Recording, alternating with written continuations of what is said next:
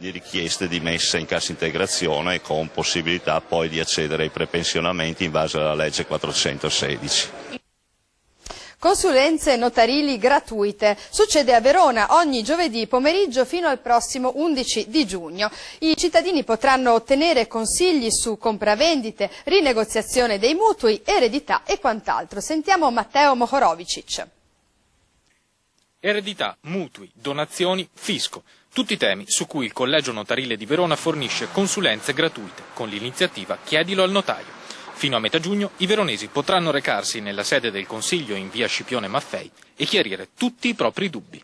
Possono venire il giovedì dalle 15 alle 17, previo appuntamento qui da fissare al collegio, fino all'11 giugno. L'iniziativa è già la terza edizione, perché abbiamo fatto 2 edizioni che hanno avuto molto successo, con molte decine di appuntamenti. Noi non pretendiamo di fare consulenza gratuita su grandi temi, ma proprio sui temi più spiccioli, quindi questioni ereditarie, agevolazioni prima casa, questioni piccole, questioni fiscali, contratti bancari, pensiamo al problema della surrogazione nei mutui, perché molto spesso purtroppo la gente comune non è sufficientemente informata anche solo sulle opportunità che la legge offre, quindi noi cerchiamo di inserirci nella vita sociale anche attraverso questo piccolo contributo. Cresce in tutto il Veneto la febbre da gioco. In tempi